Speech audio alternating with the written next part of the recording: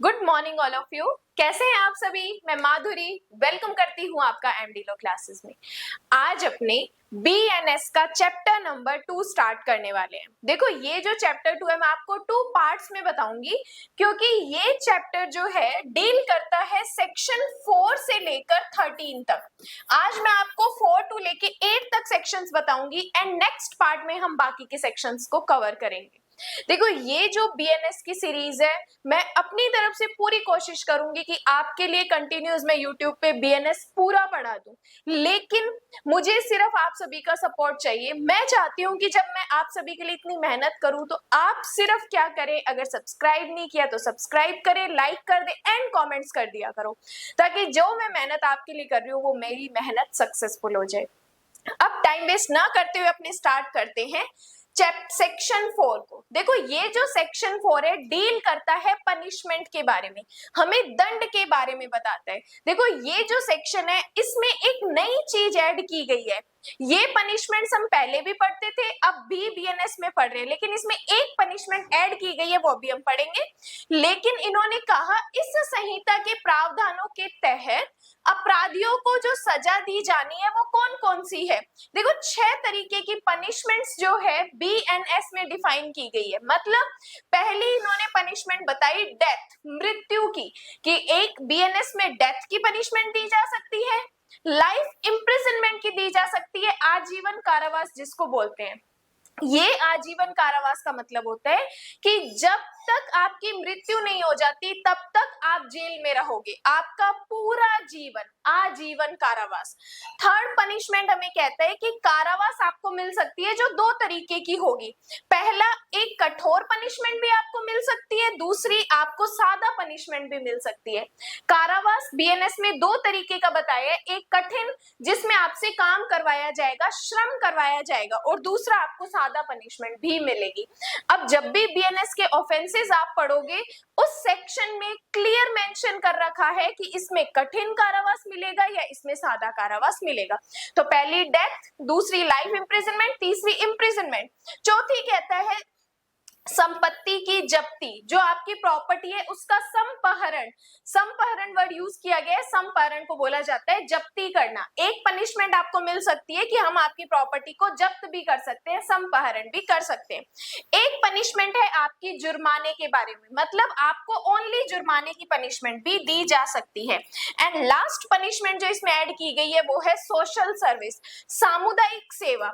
मतलब अगर आप कोई ऐसा ऑफेंस करते हो जिसमें आपने कोई ग्रीवियस ऑफेंस नहीं किया, संगीन अपराध नहीं किया, तो आपको एक सोशल सर्विस की पनिशमेंट भी दी जा सकती है। मतलब आपसे किसी ऐसी जगह पर, सोशल प्लेस पे आपसे सेवा करवाई जा सकती है जिसकी पनिशमेंट का नाम दिया गया है इन्होंने सामुदायिक सेवा।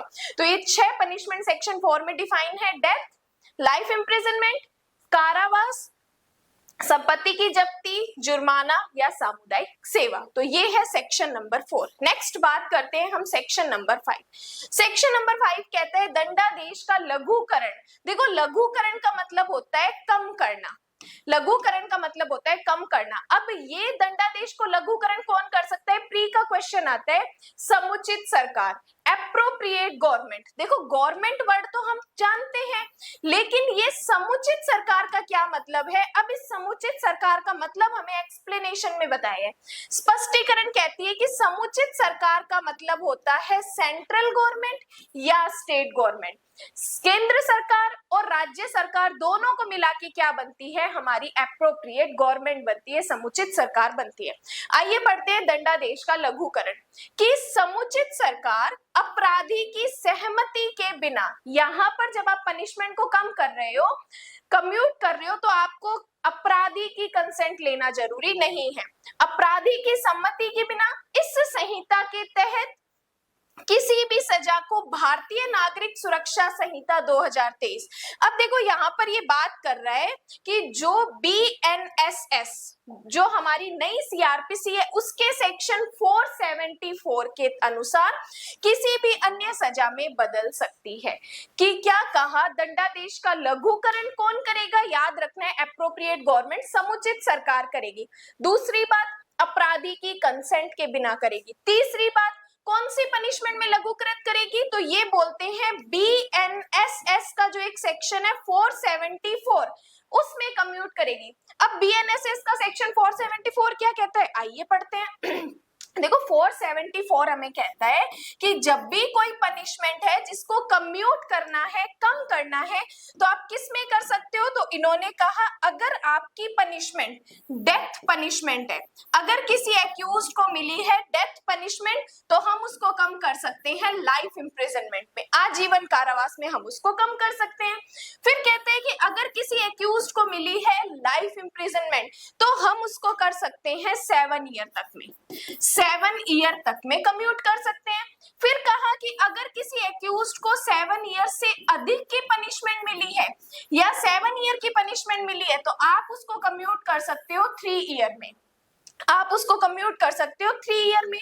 फिर ये कहते हैं कि अगर किसी एक्यूज्ड को पनिशमेंट मिली है 7 ईयर से कम, 7 ईयर से कम, तो आप उसकी पनिशमेंट को किस में कर सकते हो? जुर्माने तक में भी कर सकते हो। मतलब 7 ईयर से कम की पनिशमेंट को आप ओनली जुर्माना लगा के भी छोड़ सकते हो। फिर कहते हैं कि अगर किसी पर्सन एक्यूज्ड को कठोर सजा मिली है, तो आपको अगर कम्यूट करना है तो आप उसे सादा पनिशमेंट में भी कम्यूट कर सकते हो। तो डेथ को किस में कर सकते हैं? एलआई में कर सकते हैं, एलआई को 7 ईयर में कर सकते हैं, 7 ईयर से अधिक है उसको 3 ईयर में कर सकते हैं, 7 ईयर से कम है उसको जुर्माने में कर सकते हैं, और कठोर है उसको सादा में कर सकते हैं। ये सेक्शन अपना बीएनएसएस का 474 है। अब ये मैंने यहाँ पे इसलिए बताया है ताकि जब आप नोट्स बना रहे हो और ये सेक्शन जब हमें नोट्स में मेंशन किया गया है, तो आप इसी के साथ ये चीजें साथ में नोट्स में मेंशन कर देना। फिर बात करते हैं स्पष्टीकरण की। तो स्पष्टीकरण को नोट्स में आप सिंपल ये लिख सकते हो कि समुचित सरकार का मतलब है सेंट्रल गवर्नमेंट और स्टेट गवर्नमेंट, डिटेल में आपको लिखने की नीड नहीं है। देन आते हैं हम नेक्स्ट सेक्शन पे, एक सेकेंड, ये था सेक्शन नंबर 5। नेक्स्ट हम चलते हैं सेक्शन नंबर 6 पे। देखो सेक्शन 6 हमारे लिए इंपॉर्टेंट है।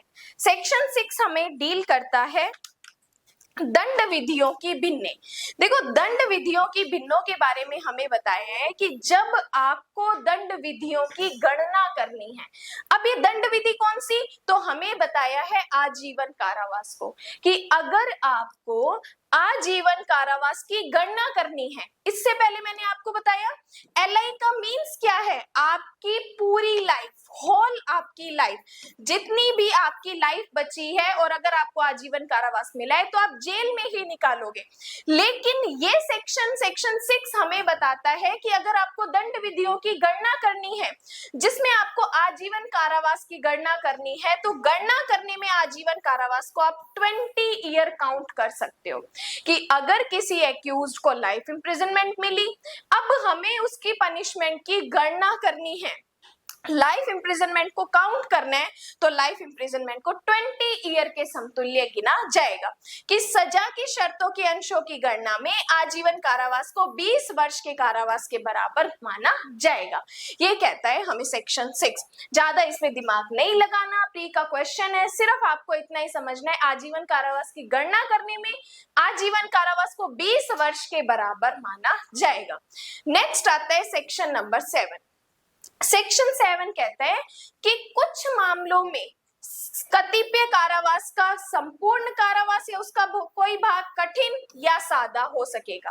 देखो क्या कहा, जब भी कोई मैजिस्ट्रेट, जब भी कोई न्यायालय किसी एक्यूज्ड को कारावास की पनिशमेंट देता है, तो उसको अपने जजमेंट में एक्सप्रेस तौर पे ये बताना पड़ेगा कि वो पनिशमेंट कठिन है या वो पनिशमेंट सादा है। इट मींस जब उसको सजा दे रहे हो तो आपको ये क्लियर बताना पड़ेगा कि ये सजा उसको कठिन तरीके से भुगतनी है या सादा तरीके से भुगतनी है। यही हमें बताता है सेक्शन नंबर 7 कि प्रत्येक मामले में जिसमें किसी अपराधी को कारावास की सजा दी जाती है, जो किसी भी प्रकार का हो सकता है, न्यायालय जो ऐसे अपराधी को सजा सुनाती है उसे सजा में डायरेक्शन देने का अधिकार होगा कि ऐसा कारावास पूरी तरीके से कठोर होगा या पूरी तरीके से सादा होगा, या कि कारावास का कोई भाग कठोर या कोई भाग सादा होगा। आप अपने जजमेंट में क्लियर मेंशन कर दो कि पूरी सजा इसको कठोर मिलेगी, पूरी सजा इसको सरल मिलेगी,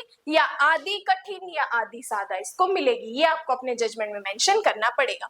नेक्स्ट आते हैं सेक्शन नंबर 8 में। ये जो सेक्शन 8 है, एक बीएनएस का 8 सेक्शन, ये आईपीसी के सेक्शन 63 से लेके 70 तक कवर करता है। इतने सेक्शंस आईपीसी के इसमें कवर हो रहे हैं, तो ध्यान से देखना। कहता है जुर्माने की रकम, जुर्माना आदि देने में व्यतिक्रम। अब ये जो व्यतिक्रम है, व्यतिक्रम का मतलब होता है डिले करना। हमने आपके ऊपर जुर्माना लगाया, आपने जुर्माना देने में देर की, तो इसकी देरी में भी हम आपको पनिशमेंट देंगे, देरी करने में भी हम आपको कारावास देंगे। क्या कहा? क्लोज 1। क्लोज 1 कहता है जहां कोई राशि अभिव्यक्त नहीं है जिस पर जुर्माना लगाया जा सकता है, अपराधी पर लगने वाले जुर्माने की राशि, अंडरलाइन करो, असीमित है लेकिन अत्यधिक नहीं होगी। कि किसी एक ऐसे सेक्शन में जिसमें आप अपराधी के ऊपर जुर्माने की पनिशमेंट लगा रहे हो, लेकिन उसमें ये मेंशन नहीं किया कि जुर्माना लगेगा कितना, तो फिर यहाँ पर जुर्माना लगेगा कितना, तो यहाँ पर आप उसके ऊपर जुर्माना असीमित तो लगा सकते हो लेकिन अत्यधिक नहीं लगा सकते। मतलब कि अगर कोई अपराधी जो मंथ में कमा ही 10,000 रुपीज रहा है और उसके ऊपर आप 50 लाख का जुर्माना इंपोज कर रहे हो, तो ऐसा नहीं होगा। आप जुर्माना लगा सकते हो ज्यादा, लेकिन वो आप उसके ऊपर अनलिमिटेड जुर्माना लगा सकते हो, लेकिन वो अत्यधिक नहीं होगा। ये ही लाइन हमारे प्री पॉइंट ऑफ व्यू के लिए इंपॉर्टेंट है कि जुर्माने की राशि सीमित है किंतु अत्यधिक नहीं होगी। तो इस सेक्शन को इंपॉर्टेंट है, लिखो सेक्शन। इसके साथ पुरानी आईपीसी का 63 सेक्शन ये डील करता है। नेक्स्ट आता है सबसेक्शन 2। सबसेक्शन 2 के साथ कोरिलेट करो आईपीसी सेक्शन 64। देखो ये हमें बताना चाहता है कि जब अपराध के प्रत्येक मामले में जिसमें कारावास के साथ साथ जुर्माने से भी दंडनीय है, अब कारावास की पनिशमेंट भी मिली है, जुर्माने की पनिशमेंट भी मिली है, जिसमें अपराधी को जुर्माने की सजा दी जाती है, जिसमें अपराधी को क्या है, जुर्माने की पनिशमेंट दी, चाहे कारावास के साथ या बिना कारावास के, या कारावास या जुर्माने से कोई पनिशमेंट मिली है। क्या कहा इन्होंने कि अगर किसी एक्यूज्ड को कारावास प्लस जुर्माने की सजा दी है, या दूसरा इन्होंने कहा ऐसे अपराधी ने कोई ऑफेंस किया जिसमें कारावास या जुर्माना, या का मतलब होता है या तो उसको इम्प्रिजनमेंट दो या तो उसको जुर्माने दो। तो जब अपराधी ने कोई ऐसी ऑफेंस किया जिसमें या तो कारावास या जुर्माने की पनिशमेंट है, जिसमें केवल जुर्माने से दंडनीय किया जाता है, उसको कौन सी पनिशमेंट मिली? ओनली जुर्माने की मिली। जिसमें अपराधी को जुर्माने की सजा दी जाती है, वहां न्यायालय यह सक्षम होगा कि ऐसे अपराधी को सजा सुनाने के लिए निर्देश दे सकता है कि जुर्माने का भुगतान न करने पर अपराधी को एक निश्चित अवधि के लिए कारावास भुगतना होगा। कि जब हमने आपके ऊपर जुर्माना लगाया, आपने जुर्माना नहीं दिया, तो हम आपको डायरेक्ट कर सकते हैं कि जुर्माना न देने पर आपको कारावास भुगतना होगा, जिसमें कारावास किसी भी अन्य कारावास से अधिक होगा। कि अब मान लो किसी एक्यूज्ड को 2 ईयर की पनिशमेंट मिली, ठीक है, एंड उसके ऊपर हमने जुर्माना भी लगाया 5,000 रुपीज का। अब मान लो उसको ये पनिशमेंट उसने भुगत ली, लेकिन ये जुर्माना उसने नहीं दिया, तो जुर्माना न देने पर उसको एडिशनल पनिशमेंट मिलेगी। जुर्माना न देने पर उसको क्या मिलेगी? एडिशनल पनिशमेंट मिलेगी, जो इस मेन पनिशमेंट के अदर देन होगी, जिसके लिए उसे सजा सुनाई गई हो या जिसके लिए सजा में कमी के तहत उत्तरदायी हो सकता है। तो जुर्माना न देने पर उसको एडिशनल पनिशमेंट भुगतनी पड़ेगी। नेक्स्ट आते हैं सबसेक्शन 3 पे। अब क्या कहा? सबसेक्शन 3 हमें बताना चाहता है कि जब अपराधी ने कोई अपराध किया जिसमें उसको कारावास के साथ जुर्माना भी भुगतना था, कारावास की सजा भी मिली एंड जुर्माने की पनिशमेंट भी मिली, तब जुर्माना न देने पर हमें कहा कि जो पनिशमेंट होगी वो मेन पनिशमेंट के अंदर देन होगी, लेकिन होगी कितनी? तो इन्होंने कहा 1/4 होगी। जो मेन पनिशमेंट है उसकी 1/4 होगी। कैसे? आइए समझते हैं।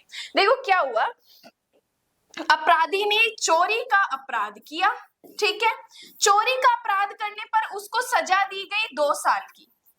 2 साल की पनिशमेंट मिली, प्लस उसके ऊपर हमने लगाया 10,000 रुपीज तक जुर्माना। दो चोरी करने पर उसको 2 साल की सजा भी दी, प्लस उसको हमने 10,000 जुर्माना भी दिया।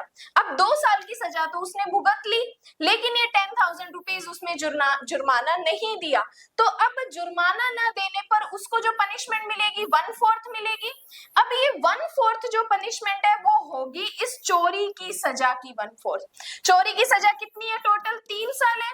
3 साल का 1/4 होता है 9 मंथ की पनिशमेंट। तो अब इसको ये 9 महीने 10,000 न देने के बदले इसको भुगतनी पड़ेगी। तो 9 महीने ये इसकी पनिशमेंट जो होगी इन एडिशन होगी कि जिस अवधि के लिए न्यायालय अपराधी को जुर्माना अदा न करने की स्थिति में कैद करने का डायरेक्शन देता है, वह कारावास की अवधि 1/4 से अधिक नहीं होगी। अंडरलाइन कर लो, 1/4 से अधिक नहीं होगी। जो अपराध के लिए निर्धारित अधिकतम अवधि है, तो जो ऑफेंस मेन उसने किया है जिस अपराध की, उसकी 1/4 उसको मिलेगी। मतलब चोरी की है तो चोरी का 1/4 उसको मिलेगी। नेक्स्ट कहते हैं यदि अपराध कारावास से दंडनीय हो तो भी, तो 1/4 उसको पनिशमेंट मिलेगी, और ये 1/4 मेन पनिशमेंट की एडिशन पनिशमेंट होगी। देन आता है सबसेक्शन 4। अब देखो सबसेक्शन 4 हमें कहता है कि जुर्माना अदा न करने पर, हमने जुर्माना आपके ऊपर लगाया, जुर्माना नहीं दिया, या हमने आपके ऊपर सोशल सर्विस की पनिशमेंट लगाई, वो भी न करने पर न्यायालय जो कारावास लगाती है वह किसी भी प्रकार का हो सकता है जिसके लिए अपराधी को उस अपराध के लिए सजा दी गई है। अब फाइन न देने पर, सोशल सर्विस की पनिशमेंट फुलफिल न करने पर जो पनिशमेंट दी जाएगी वह किसी भी प्रकार की हो सकती है, वह किसी भी प्रकार की हो सकती है। नेक्स्ट बात करते हैं सबसेक्शन 5। सबसेक्शन 5 हमारे लिए इंपॉर्टेंट है। देखो सबसेक्शन 5 ने हमें कहा कि जब आप कोई ऑफेंस कर रहे हो और उस ऑफेंस में जितनी आपको पनिशमेंट दी है, अगर उसमें आप डिले कर रहे हो, व्यतिक्रम कर रहे हो, तो हम आपको कितना इम्प्रिजनमेंट देंगे। कि हमने आपके ऊपर अगर इतना फाइन लगाया तो हम इतना इम्प्रिजनमेंट दे सकते हैं, या हमने आपके ऊपर 5,000 या 10,000 का फाइन लगाया तो आपको इतनी इम्प्रिजनमेंट मिलेगी। देखो क्या कहा, यदि अपराध जुर्माने या सामुदायिक सेवा से दंडनीय है, ऑफेंस की पनिशमेंट क्या है, या तो जुर्माना है या ओनली सोशल सर्विस है, तो जुर्माना अदा न करने या सामुदायिक सेवा में चूक करने पर न्यायालय जो कारावास लगाती है वो सरल होगा। कौन सा होगा?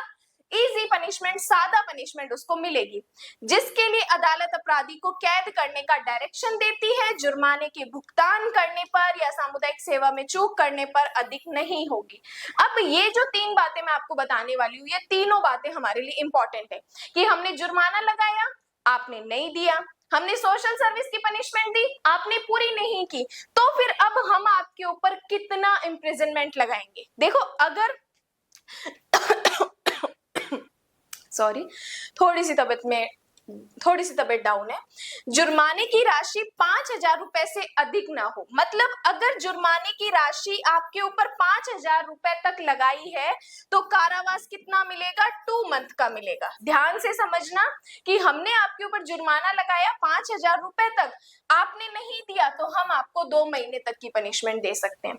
हमने आपके ऊपर जुर्माना लगाया 10,000 रुपीज तक, हमने आपके ऊपर जुर्माना लगाया 10,000 रुपीज पर, आपने नहीं दिया तो हम आपको 4 मंथ तक की पनिशमेंट दे सकते हैं। कितनी दे सकते हैं? 4 मंथ तक की पनिशमेंट दे सकते हैं। तीसरा कहते हैं अन्य दशा में। अब अन्य दशा मतलब 10,000 से ऊपर की जितना भी हमने आपके ऊपर जुर्माना लगाया, आपने नहीं दिया तो हम आपको 1 ईयर तक की पनिशमेंट दे सकते हैं, हम आपको 1 ईयर तक की पनिशमेंट दे सकते हैं। तो ऐसे ही आप इसको नोट्स में एक छोटे से बॉक्स में बंद करके लिख देना इस सेक्शन के साथ, ताकि रिवीजन में आपको इजी रहे। नेक्स्ट आगे चलते हैं। नेक्स्ट कहता है सबसेक्शन 6। अब देखो सबसेक्शन 6 क्या कहता है कि जब हमने आपके ऊपर जुर्माना लगाया और आपने क्या किया, जुर्माना नहीं दिया, हमने आपको जेल में डाला, जेल में डालने के बाद आपने हमें जुर्माना दे दिया तो हम आपको उसी टाइम रिलीज कर देंगे। या हमने आपके ऊपर जुर्माना लगाया, आपने नहीं दिया, हमने आपको जेल में डाला, तो आपने आधी सजा भुगत ली, आधी सजा भुगतने के बाद आधा जो बचा था जुर्माना वो आपने हमें दे दिया, तो अब हम आपकी आधी सजा को भी रिलीज कर देंगे। क्या कहा, जुर्माने का भुगतान न करने पर लगाया गया कारावास तब समाप्त हो जाएगा जब जुर्माना या तो भुगतान कर दिया या विधि की प्रक्रिया द्वारा प्रतिग्रहित कर लिया गया। कि जब हमने आपके ऊपर जुर्माना लगाया, आपने नहीं दिया और हमने आपको जेल में डाला, उसके बाद जस्ट आपने हमें जुर्माना दे दिया या हमने ही वसूल कर लिया आपकी प्रॉपर्टी से या कैसे भी, तो फिर हम आपको रिलीज कर देंगे।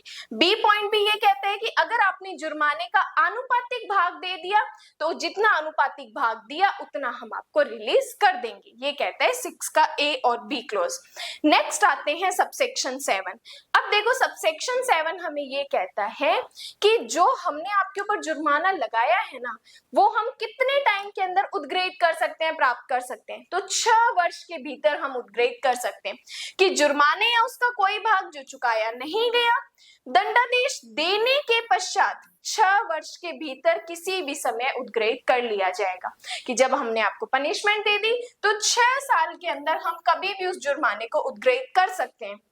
लेकिन यदि मानो यदि अपराधी 6 वर्ष से अधिक कारावास से दंडनीय है तब तो उस अवधि की समाप्ति के पहले पहले किसी भी समय हम उस जुर्माने को उद्ग्रहित कर सकते हैं। तो ये सबसेक्शन 7 भी हमारे लिए इंपॉर्टेंट। एंड इसकी एक नेक्स्ट बात आप समझो कि मान लो इस बीच इस अपराधी की मृत्यु हो जाती है तो क्या जुर्माना खत्म हो जाएगा? नहीं, अपराधी की मृत्यु होने पर जुर्माना कभी भी समाप्त नहीं होता है, अर्थात मृत्यु उसके दायित्व से उन्मुक्त नहीं करती। तो ये टोटल सेक्शन 4 से लेके 8 तक हमने पढ़ा। नेक्स्ट इसका पार्ट हम 9 से लेके 13 तक अलग वीडियो में पढ़ेंगे। तो पहले इसको कवर कर लो, इसके नोट्स बना लो। वीडियो हेल्पफुल लगी हो तो कमेंट्स कर दिया करो, लाइक कर दिया करो। And thank you so much.